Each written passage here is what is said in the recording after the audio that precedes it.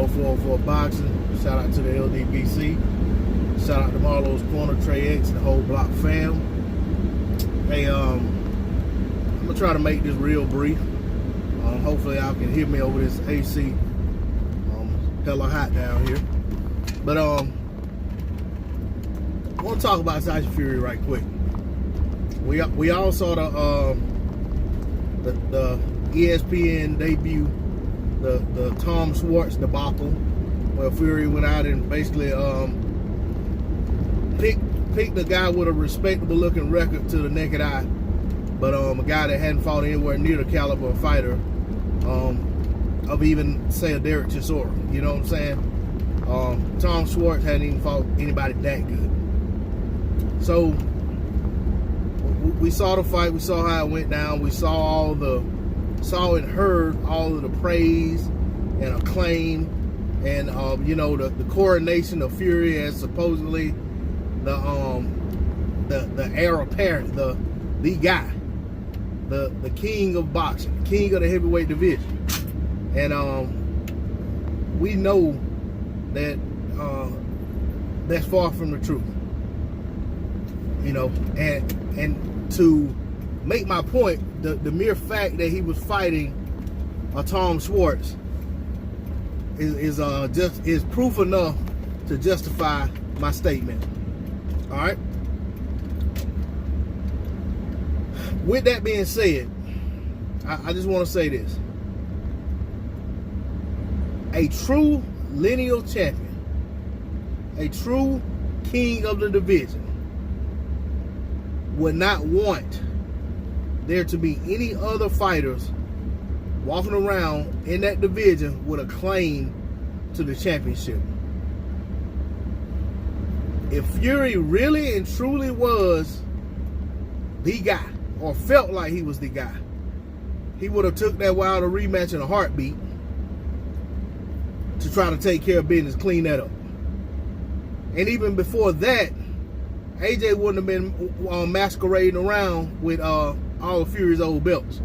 That would have been priority number one, is to undress AJ as a fraud and get all his belts back, or as a paper champion. For I'll put it in that term. Say undress AJ as a paper champion, being that those were Fury's belts that he never lost in the ring. Now, it's Fury's own doing that he lost those belts. Popping dirt for steroids, and then, going on a long break and all that stuff, and whatever. I mean, that was some self-inflicted stuff. I mean, am I dismissing the whole depression thing and all of that? No, I'm not. And you know what I'm saying? I sympathize and empathize with him for that. But at the same time, the whole drug use and steroid stuff, I mean, that's self-inflicted. I mean, we saw him drunk at the Wilder versus Spilker fight, so, you know what I'm saying? And he probably was high then too. But anyway, like I said,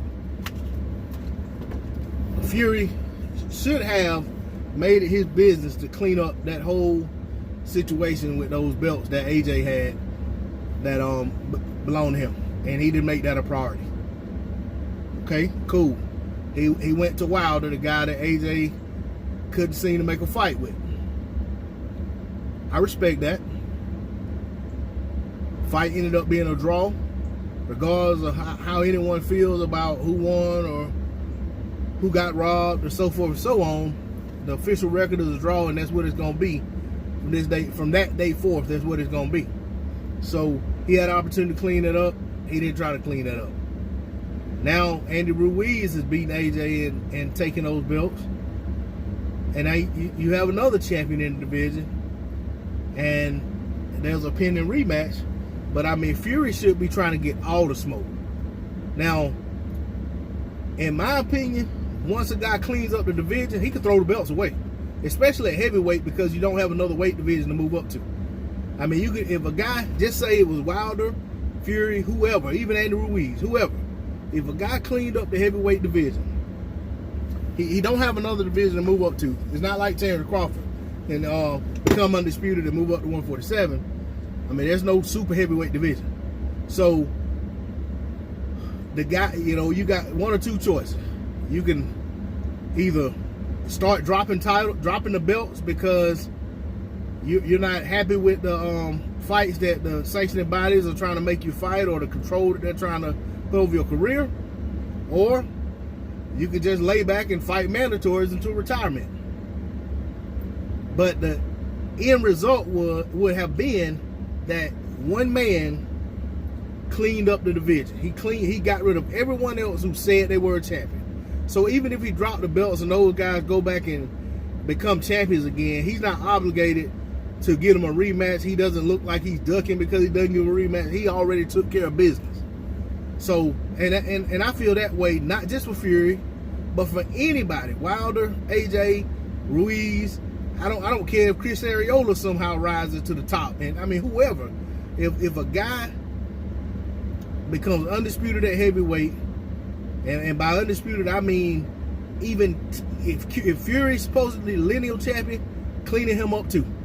Get that WBC strap, that IBF strap, that WBO and WBA strap, and then get the lineal strap.